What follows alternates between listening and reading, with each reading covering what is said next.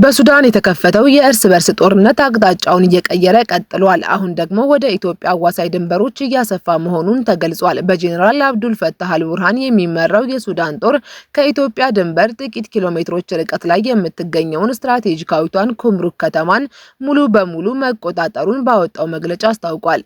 በጄኔራል አብዱል ፈታህ አልቡርሃን የሚመራው የሱዳን ሉዓላዊ የሽግግር ምክር ቤትና የሀገሪቱ የጦር ኃይሎች ይድረስ ለሱዳን ሕዝብ በሚል ርዕስ ባወጡት ይፋዊ መግለጫ ከኢትዮጵያ ድንበር አጠገብ የምትገኘውን አልኩምሩክ ከተማን ነፃ ማውጣታቸውን አስታውቀዋል። የሱዳን የጦር ኃይሎች ባደረጉት ተከታታይ ከባድ ውጊያ ከተማዋንና አካባቢዋን በቁጥጥራቸው ስር ማዋል መቻላቸውን የገለጹ ሲሆን በጥቃቱ በተቃራኒው ወገን የሚሰለፉት በመሐመድ ሐምዳን ዳጋሎ ወይም ሄሜቲ የሚመሩት የፈጥኖ ደራሽ ኃይሎች ከፍተኛ የሰውና የቁሳቁስ ኪሳራ እንደደረሰባቸው ገልጿል። በቀዳሚነት ወደ እናንተ የምናደርሰው መረጃ ይሆናል። ህወሓት ከዚህ ቀደም የነበረውን የውስጥ የህዝብ ደጀን ሙሉ በሙሉ ማጣቱን የቀድሞ የህወሓት ማዕከላዊ ኮሚቴ አባልና የቀድሞ የፌዴሬሽን ምክር ቤት አፈ ጉባኤ ወይዘሮ ከይርያ ኢብራሂም ገለጹ። ህወሓት የክልሉን ማዕድንና ንብረት በመዝረፍ ወደ ሱዳንና ኤርትራ ድንበሮች ለማሸሽና የፋይናንስ አቅም ለመፍጠር እየሰራ መሆኑንም ተጠቆመ። ወደ እናንተ የምናደርሰው ሌላኛው መረጃችን ይሆናል። ውድ የኢንፎ ሚዲያ ተከታታዮቻችን አብራችሁን ስትቆዩ እነዚህንና ሌሎች መረጃዎችን ታደምጣላችሁ። በየሰዓቱ ፈጣንና ታማኝ መረጃዎች እንዲደርሷችሁ ቻናላችንን ሰብስክራይብ በማድረግ ቤተሰብ ሁኑ። አሁን ወደ ዝርዝር መረጃዎቻችን እንለፍ።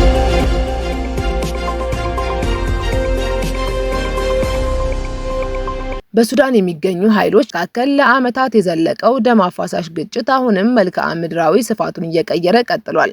የሱዳን ሉዓላዊ የሽግግር መንግስት ባወጣው ይፋዊ መግለጫ በኢትዮጵያ አዋሳኝ ድንበር የምትገኝ አልኩምሩክን የተባለች ስትራቴጂካዊ ከተማ መቆጣጠሩን አስታውቋል።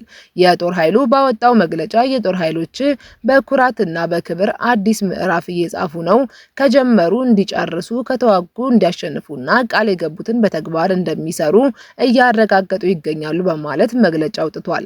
መግለጫው አክሎም ጀግኖች ያላቸው የጦር ኃይሉ አባላት በጽናት በቁርጠኝነት በእምነትና በህዝባዊ አንድነት ወደፊት መራመዳቸውን እንዲቀጥሉ ገልጿል። ወታደራዊ መግለጫው በግጭቱ ተቃራኒ ጎራ ያሉትን ኃይሎች የመሐመድ ዳጋሎ ቤተሰብ አሸባሪ ሚሊሻዎችና ቅጥረኛ ወታደሮቻቸው በማለት የጠራቸው ሲሆን በእነዚህ ኃይሎች ላይ ከፍተኛ የህይወትና የጦር መሳሪያ ጉዳት መድረሱን ይፋ አድርጓል። የተረፉት የአርኤስኤፍ አባላትም የጦር መሳሪያዎቻቸው ወታደራዊ ተሽከርካሪዎቻቸውን ጥለው የደረሰባቸውን ጉዳት እየጎተቱ ከአካባቢው መሸሻቸውን የሱዳን ጦር ኃይሎች በመግለጫቸው ጠቅሰዋል። የአልኩምሩክ ከተማ ከኢትዮጵያ ድንበር ጋር ያላትን ቅርበት ጉዳዩን ቀጠናዊ ትኩረት እንዲያገኝ ያደረገው ሲሆን በተለይም የድንበር አካባቢ የደህንነትና የንግድ መስመሮችን ከማስከበር አንጻር ስትራቴጂካዊ ስፍራ መሆኗ ይነገራል። የሱዳን ጦር መግለጫ በኩምሩክ ከተማና በአካባቢው የሚገኘው ህዝብ ይህ የድል ቀን እንዲመጣ በትዕግስት ሲጠብቅ በመቆየቱ ምስጋናውን ያቀረበ ሲሆን በቀጣይም የከተማዋ ደህንነት በአስተማማኝ ሁኔታ በመጠበቅ ነዋሪዎች ወደ መደበኛ ህይወታቸው እንዲመለሱ በትኩረት እንደሚሰራም አስታውቋል።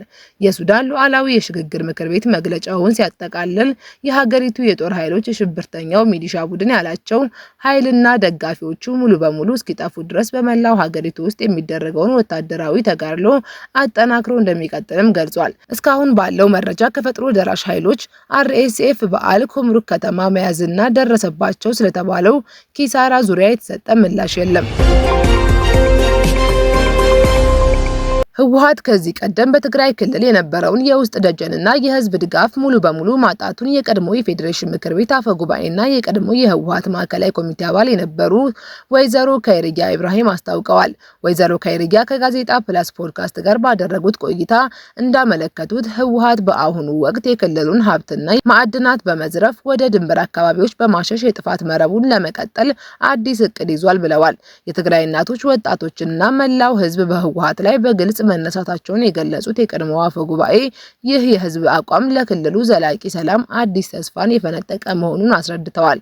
ወይዘሮ ከይርያ በሰጡት ቃለ ምልልስ ህወሓት የትግራይን ህዝብ እንደ ጀርባ አጥንትና ደጀን አድርጎ ይጠቀምበት የነበረው ዘመን ሙሉ በሙሉ ማብቃቱን በይፋ ተናግረዋል። በተለይም የክልሉ ነዋሪዎች፣ እናቶችና ወጣቶች የህወሓት የጦርነት ፖሊሲና የግዳጅ ተግባራት በግልጽ በመቃወም መነሳታቸውን ጠቅሰው በአሁኑ ወቅት ህወሓት በውስጥ ምንም አይነት የህዝብ ድጋፍ እንደሌለውም ገልጿል።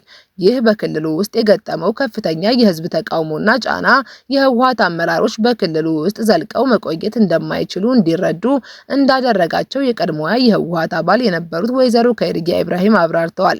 በዚህም የተነሳ ስልቱን በመቀየር ወደ ድንበር አካባቢዎች የመሸሽ አዲስ አቅጣጫ መከተሉን ገልጸዋል። ይህንን የሽሽት ስልት ተግባራዊ ለማድረግም ህወሓት የክልሉን ውድ ማዕድናትና ንብረቶች በከፍተኛ ሁኔታ በመዝረፍ ወደ ድንበር አካባቢዎች እያሸሸ እንደሚገኝም ገልጿል።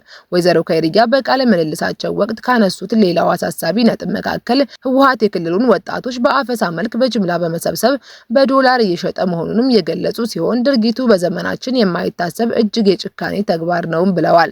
በተያያዘም የትግራይ ህዝብ የዚህን ቡድን ብሎም የጠሩትን የህወሓት ኃይል ህገወጥ ተግባራት በየአካባቢው በተደራጀ መልኩ የመቃወምና የመጋፈጥ እንቅስቃሴ እያደረገ መሆኑን ወይዘሮ ከይርያ ጠቁመዋል። ይህ የህዝቡ የነቃ ተሳትፎና ተቃውሞ ለክልሉ ዘላቂ ሰላም መረጋገጥና ለዓመታት ለዘለቀው ጦርነት ሙሉ በሙሉ ማብቂያ ትልቅ ተስፋ መሆኑንም ገልጿል።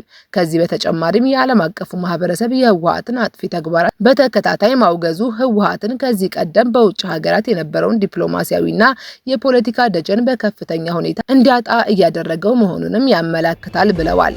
ለአሁኑ ያዘጋጀንላችሁ መረጃዎች እነዚህ ነበሩ። ስለተከታተላችሁን እናመሰግናለን።